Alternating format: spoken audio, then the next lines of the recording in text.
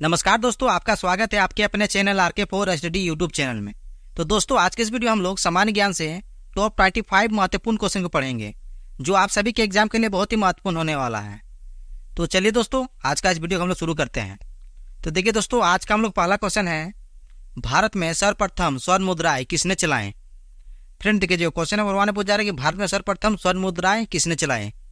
जो भारत में सर्वप्रथम मुद्राएं थे, स्वर्ण मुद्राएं, वह इंडो बैक्ट्रियन ने चलाई थी, यानी कि ऑप्शन नंबर बी इस क्वेश्चन का राइट आंसर हो जाएगा। अब चलिए फ्रेंड्स, नेक्स्ट क्वेश्चन की ओर। नेक्स्ट क्वेश्चन है क्वेश्चन नंबर 2। क्वेश्चन नंबर 2 में पूछा जा रहा कि कनिष्क की राजधानी थी।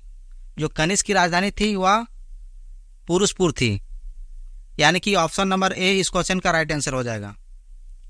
ऑप्शन नंबर ए इस क्वेश्चन का राइट आंसर हो जाएगा।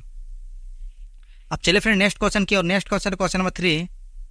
क्वेश्चन नंबर 3 में पूछा जा रहा है कि सातवाहनों के समय मुद्रा सर्वाधिक किस धातु के बने थे। जो सातवाहनों के समय जो मुद्रा थी वह सर्वाधिक सीसा के बने थे, यानी कि ऑप्शन नंबर ए इस क्वेश्चन का राइट आंसर हो जाएगा। अब चलिए फिर नेक्स्ट क्वेश्चन की। नेक्स्ट क्वेश्चन है क्वेश्चन नंबर 4।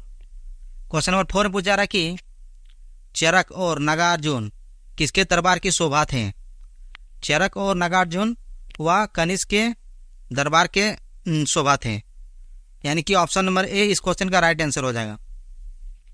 अब चलिए फिर नेक्स्ट क्वेश्चन की। नेक्स्ट क्वेश्चन है क्वेश्चन नंबर 5। क्वेश्चन नंबर 5 में पूछा जा रहा है कि तक्षशिला विश्वविद्यालय स्थित था।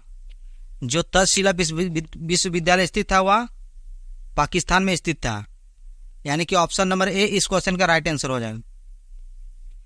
अब चलिए फिर नेक्स्ट क्वेश्चन की। नेक्स्ट क्वेश्चन है क्वेश्चन नंबर 6। क्वेश्चन नंबर 6 से पूछा जा रहा है कि प्राचीन काल में कलिंग का महान शासक कौन था।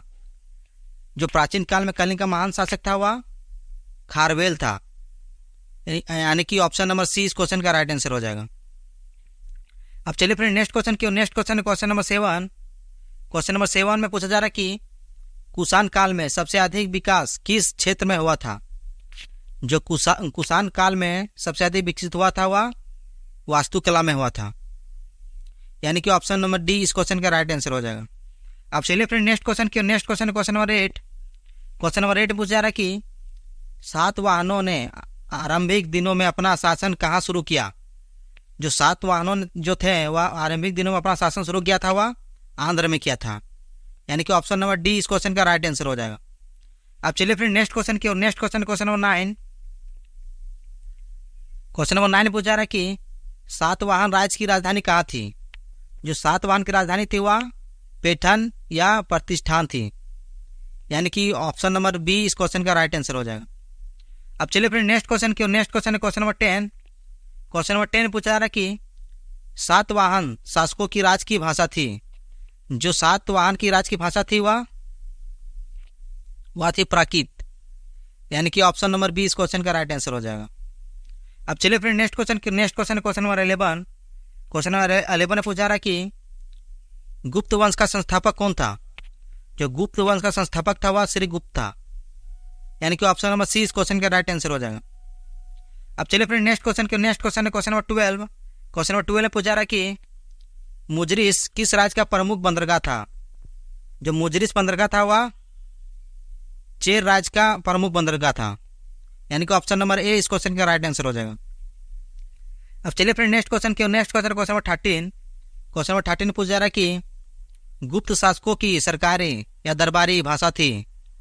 गुप्त शासकों की सरकारी दरबारी भाषा थी वह थी संस्कृत थी, यानी कि ऑप्शन नंबर डी इस क्वेश्चन का राइट आंसर हो जाएगा। अब चलिए फिर नेक्स्ट क्वेश्चन की। नेक्स्ट क्वेश्चन है क्वेश्चन नंबर 14। क्वेश्चन नंबर 14 पूछा जा रहा है कि गुप्त वंश का वह राजा कौन था जिसने हुनों को भारत पर आक्रमण करने से रोका था।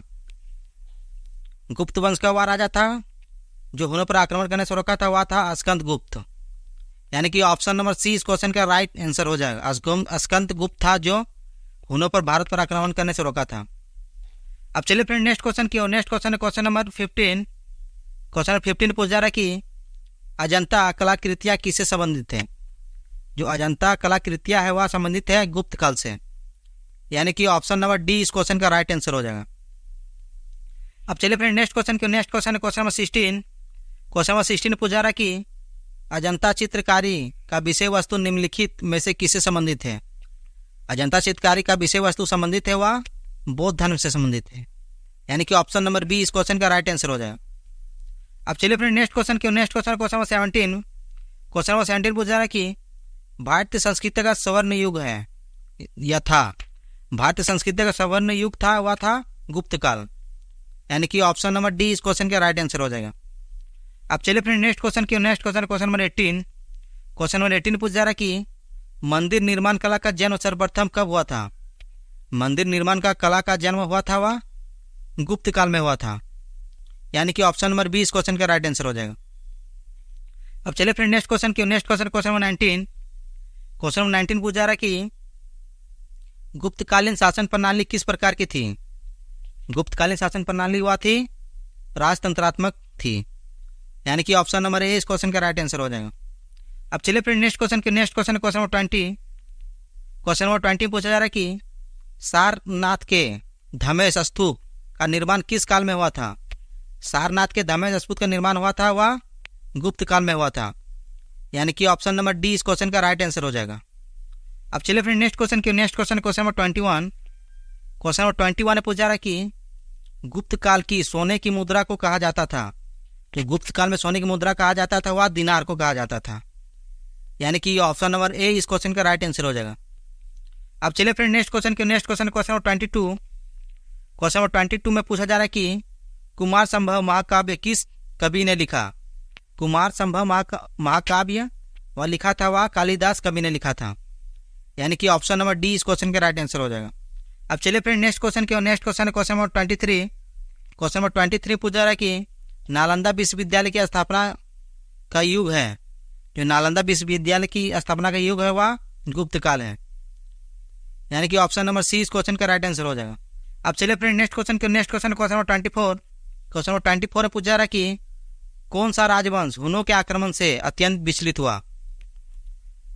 हुनों के आक्रमण से अत्यधिक विचलित हुआ था वह राजवंश था गुप्त, यानी कि ऑप्शन नंबर सी इस क्वेश्चन का राइट आंसर हो जाएगा। अब चलिए फ्रेंड नेक्स्ट क्वेश्चन नंबर 25 पूछा जा रहा है कि बाल विवाह की प्रथा आरंभ हुई। जो बाल विवाह की प्रथा आरंभ हुई थी वह गुप्त काल में हुई थी, यानी कि ऑप्शन नंबर सी इस क्वेश्चन का राइट आंसर हो जाएगा।